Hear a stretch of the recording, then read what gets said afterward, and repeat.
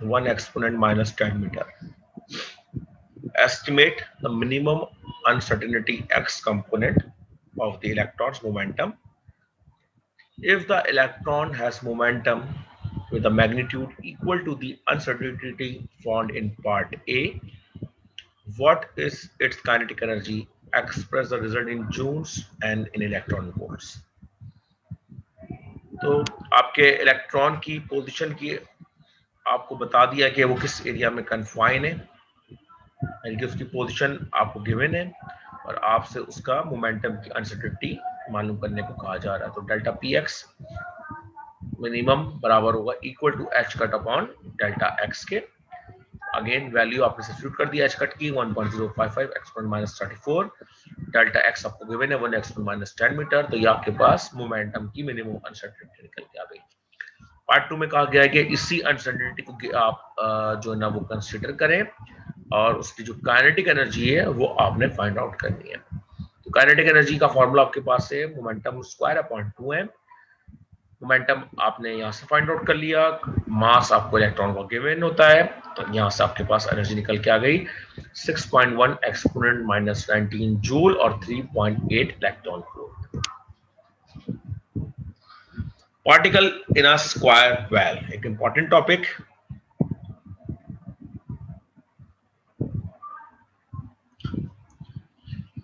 Consider a particle confined to a range, confined to a region of x greater than equal to 0 and less than equal to a। ये width of the आपको well दी है। Where it can move freely, यानी कि एक free particle की बात हो रही है और आपको पता है फ्री पार्टिकल जहां पे मूव कर रहा था वहां पे उसकी पोटेंशियल एनर्जी 0 थी और total energy half mv square होती, जो हमने फ्री पार्टिकल की इक्वेशन ड्राइव करते हुए कंसीडर की थी।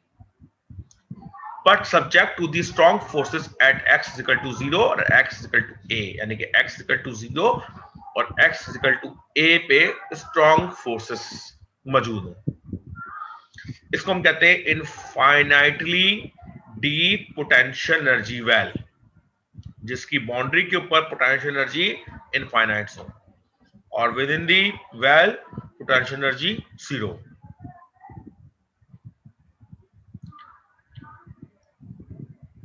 पोटेंशियल एनर्जी 0 होगी कहां पे? इन दोनों के दरमियान, जैसे मैं पहले बता चुका हूं, और पोटेंशियल एनर्जी इनफाइनाइट होगी इन बाउंड्रीज के ऊपर। तो ये हमने अपने फंक्शन की आपको रेंज बता दी है। तो solution of Schrodinger equation in the box, ये वही इक्वेशन है जो हमने फ्री पार्टिकल के लिए बनाई थी। वहां पे ब्रैकेट के अंदर जो आपकी बेसिक श्रोडिंगर इक्वेशन थी वो थी E माइनस 2x, और मैंने यहाँ पे बताया पोटेंशियल एनर्जी 0 है, तो यहाँ पे सिर्फ टोटल एनर्जी E होगी, जो कि आपकी kinetic energy half mv square के बराबर होगी।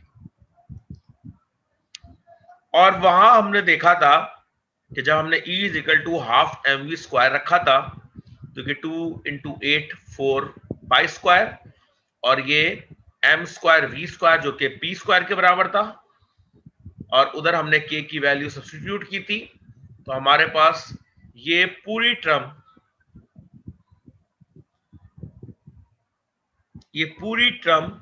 k स्क्वायर के बराबर हो गई थी।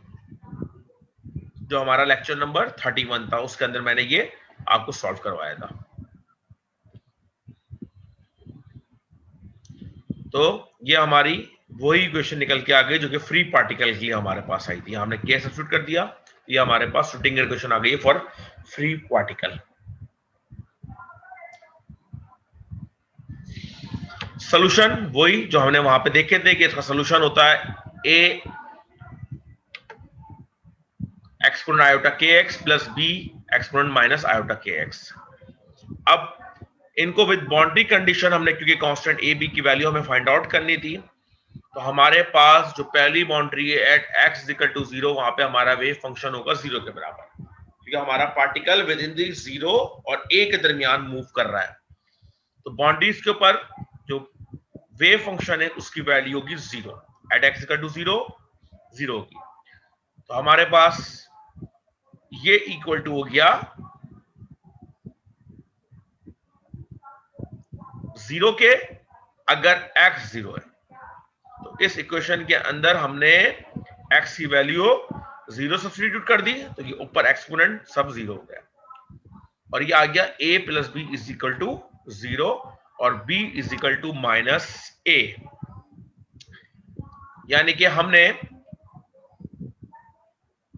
जो हमारा वेव फंक्शन है उसमें b की जगह रख दिया माइनस a, तो a कांस्टेंट बाहर आ गया, तो टर्म बची a ब्रैकेट एक्सपोनेंट आयोटा के x minus exponent minus iota के एक्स। मैथमेटिकल रिलेशनशिप में हमने देखा कि cos x बराबर होता है e iota x plus exponent iota x by 2 और sin x बराबर होता है exponent iota ax minus exponent iota minus x over 2 iota. तो ये अगर 2 आयोटा को मैं यहां क्रॉस मल्टीप्लाई कर दूं तो ये 2 आयोटा साइन x बराबर हो जाएगा e minus exponent iota x minus exponent iota minus iota x, यानी इसके बराबर। तो ये टर्म आपके पास बराबर आ जाएगी 2 आयोटा साइन x के।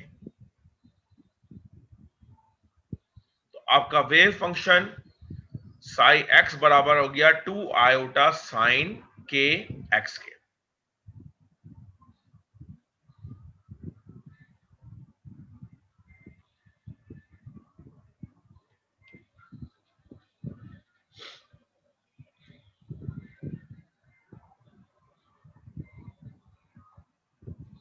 और के इसलिए आया है तो यहां पे आपके पास के मौजूद था x के साथ।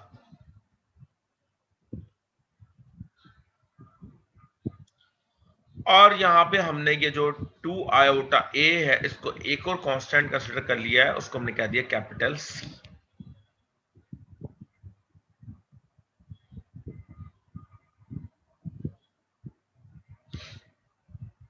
नेक्स्ट बाउंड्री कंडीशन हमारी x इक्वल टू a, वहां पे हमारे पास वेव फंक्शन जीरो के बराबर होगा, तो हमारे पास जो ऊपर वेव फंक्शन आया था c साइन के, हमने उसको जीरो के इक्वल कंसीडर कर लिया और जो ये के a है ये बराबर होता है n पाई के, और यहां से k की वैल्यू हम निकाल लेंगे तो ये आ जाएगा n पाई अपॉन a।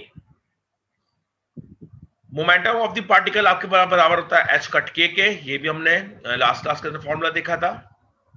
यहाँ पे हमने k की वैल्यू सब्स्टिट्यूट कर दी तो k की वैल्यू आ गई n पाई अपॉन a, यानी कि मोमेंटम आपके पास आ गया h bar n pi upon a। Energy की जो वैल्यू होगी पार्टिकल की आपकी वो बराबर होती है p स्क्वायर अपॉन 2m। तो ये मोमेंटम आपके पास मौजूद है, तो ये इसके ऊपर स्क्वायर आ गया, तो ये h कट का स्क्वायर n का स्क्वायर पाई का square upon a square 2m ऐसे आ गया, जहां पे n स्क्वायर को हमने सेपरेट कर लिया। ये हमारे पास आ गई है possible value of energy of a particle in a infinite potential well.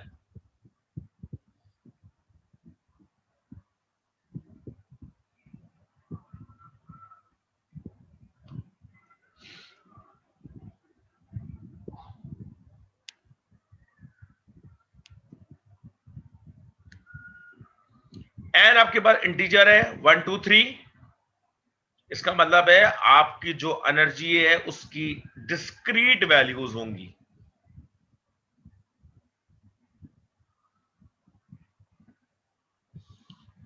इधर मैंने ये जो h बार है इसको कन्वर्ट कर दिया h अपॉन 2 पाई के अंदर, तो आपके पास एनर्जी ऑफ nth स्टेट आ गई है h square 2m a n square n square.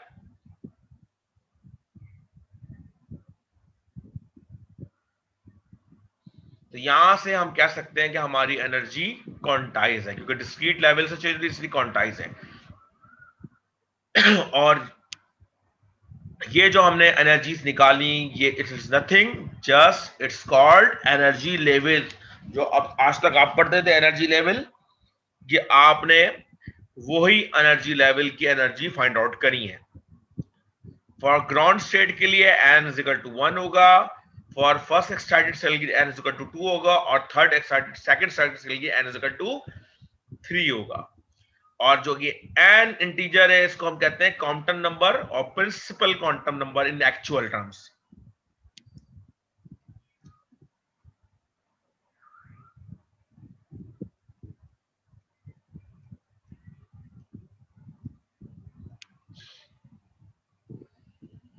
An electron is confined to one-dimensional infinitely deep potential energy well of with A is equal to 100 picometer. आपको एक infinite one dimensional potential well की width आपको given है 100 picometre. What is the least energy in electron volt the electron can have? तो कम से कम इस potential well के अंदर जो आपके इलेक्ट्रॉन की लीस्ट एनर्जी होगी इलेक्ट्रॉन ने वो आपने बतानी है. लीस्ट एनर्जी मुराद है आपने ग्राउंड स्टेट की एनर्जी मालूम करनी है. तो आप अगर इस कॉन्सेप्ट को समझ रहे हो तो ये इनफाइनाइट डीप पोटेंशियल कुछ नहीं है, आपका एक एटम है जिसके अंदर इलेक्ट्रॉन बाउंड हैगा, जिसके अंदर वो एक स्टेट से दूसरे स्टेट में जा सकता है, दूसरे स्टेट से तीसरे स्टेट में जा सकता है. तो बिल्कुल ये आपके एक एटम की एनर्जी लेवल्स का स्ट्रक्चर आपको बताया जा रहा है. Compute the energy level of the first excited state of the end the second excited state. First excited state और सेकंड एक्साइटेड स्टेट की जो एनर्जी है उनको कंप्यूट करना है और एनर्जी डायग्राम ड्रॉ करनी है. तो फॉर ग्राउंड स्टेट n की वैल्यू आपके पास 1 के बराबर हो जाएगी और ये आ रही है 6.03 एक्सपोनेंट माइनस 18 जूल्स.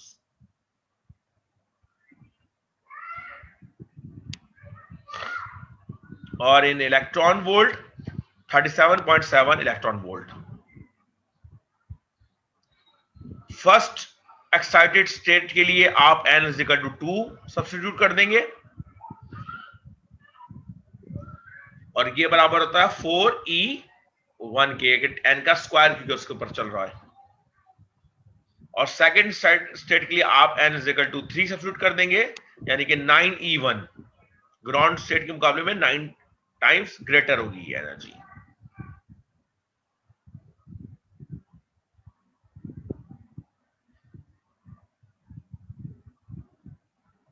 तो आपने जब ये एनर्जी को ड्रॉ करेंगे तो आप देखेंगे जो एनर्जीज के दरमियान जो डिस्टेंस है वो बराबर नहीं है, यानी कि ये लेवल्स इक्यू डिस्टेंस नहीं है.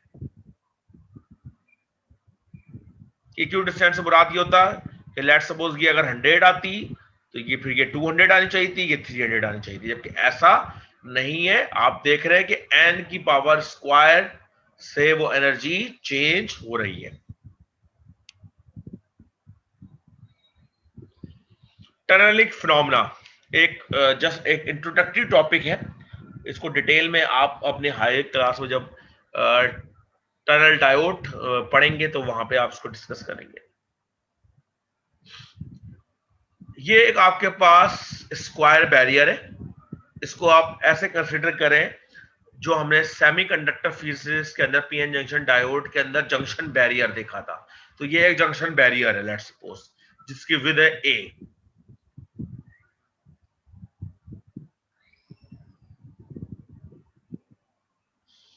और इसकी पोटेंशियल एनर्जी जो है वो कांस्टेंट है इस बैरियर के अंदर और 0 है इस बैरियर के बाहर दोनों तरफ. और बैरियर के अंदर जो इसकी एनर्जी है पोटेंशियल एनर्जी वो है E0. अगर हम क्लासिकल फिजिक्स को या क्लासिकल पार्टिकल को देखें या उन कॉन्सेप्ट को समझें तो हम कहते थे कि if a particle come from the left with energy, एक पार्टिकल है वो यहां से आ रहा है जिसकी एनर्जी E है और वो एनर्जी इस एनर्जी से कम है, आपका पार्टिकल यूं आएगा, बाउंड्री पे टकराएगा और वापस रिफ्लेक्ट कर जाएगा. वो इसके अंदर पेनिट्रेट नहीं कर पाएगा. लेकिन आपकी जो क्वांटम फिजिक्स है वो कहती है कि ऐसा पॉसिबल है कि पार्टिकल की एनर्जी अगर उस पोटेंशियल बैरियर के पोटेंशियल से कम है तब भी चांस है कि वो पार्टिकल इस बैरियर से पेनिट्रेट करते हुए ट्रांसमिट कर जाएगा. और इसको हम कहते हैं बैरियर पेनिट्रेशन. तो इन क्वांटम मैकेनिक्स इसके जो सॉल्यूशंस है मैटर वेव के लिए, तो ये रीजन 1 है जो कि left side of the barrier है, ये रीजन 2 है जो विद इन द बैरियर है, और ये रीजन 3 है जो right side of the barrier है। तो the matter wave will have the solution for the region 1, और वो सॉल्यूशन ये जो हम देख चुके हैं ऑलरेडी कि इंसिडेंट पार्टिकल वो है ई ए एक्सपोनेंट आयोटा के एक्स, रिफ्लेक्ट हो जाएगा तो वो हो जाएगा बी एक्सपोनेंट माइनस आयोटा के, सिर्फ डायरेक्शन चेंज हो जाएगी उसकी।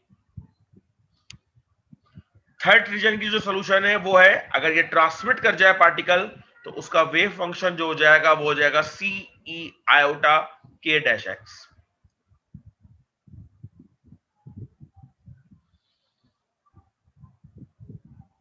तो a particle can go through a potential barrier even if its kinetic energy is less than the height of the barrier, यानी कि उसकी जो काइनेटिक एनर्जी है अगर वो उस बैरियर की हाइट से भी कम है तो ये चांस मौजूद है कि वो पार्टिकल इस बैरियर को क्रॉस कर सकता है, और उसको हम कहते हैं टनलिंग इफेक्ट।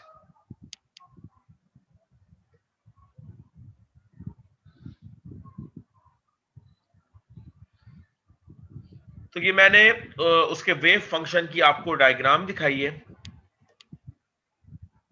ये एक फ्री इंसिडेंट पार्टिकल है, जब वो पेनिट्रेट करता है यानी कि इसकी एनर्जी अगर इस बैरियर से कम है, अगर वो पेनिट्रेट कर जाता है उसकी एनर्जी इस तरह वेव फंक्शन डिके करेगा उसका, और जो ट्रांसमिट पार्टिकल है वो इस तरह हो जाएगा।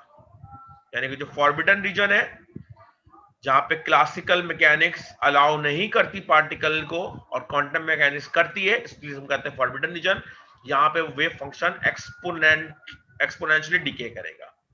सही, आपको ये सब चीजें याद रखनी है, कोई इसमें फिजिक्स या ड्राइव करने वाली कोई चीज भी नहीं आप लोगों के लिए। और क्या प्रोबेबिलिटी है कि वो पार्टिकल टनल कर जाएगा उस बैरियर से, वो है टी, और ये बराबर आती है 16 E upon u naught 1 minus E upon u not.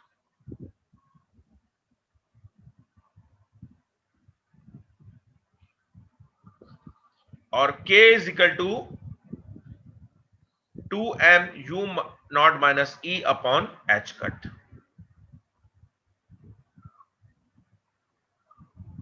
तो ये प्रोबेबिलिटी के आपके फॉर्मूले जहां से आपको पता चलता है कि क्या प्रोबेबिलिटी है कि वो पेनिट्रेट कर जाएगा। The probability decrease rapidly with increasing barrier with. अब ये सबसे इंपॉर्टेंट चीज है, अगर बैरियर विथ आपकी ज्यादा होगी तो प्रोबेबिलिटी डिक्रीज कर जाएगी कि आपका पार्टिकल उस बैरियर से पेनिट्रेट कर जाएगा।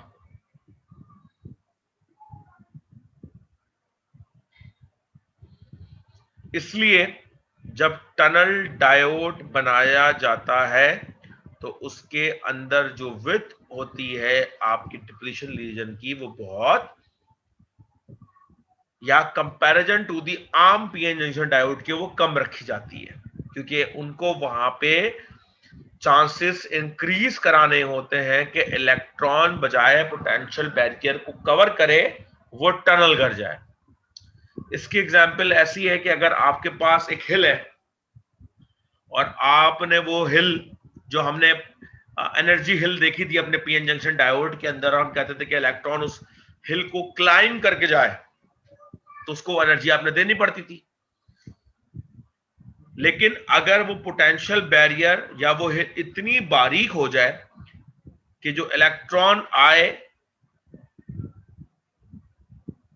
वो बजाय उस हिल को क्रॉस करने के उसको पेनिट्रेट करता हुआ निकल जाए, तो उसको कम एनर्जी रिक्वायर्ड होगी। इसका मतलब है कम एनर्जी वाला इलेक्ट्रॉन भी पेनिट्रेट करके निकल जाएगा। तो ये आपके पास कॉन्सेप्ट है टनलिंग इफेक्ट का, और यही मैं अपने कोर्स को वाइंड अप करता हूं। इंशाल्लाह नेक्स्ट क्लास में हम इन लेक्चर्स को डिस्कस भी करेंगे और बाकी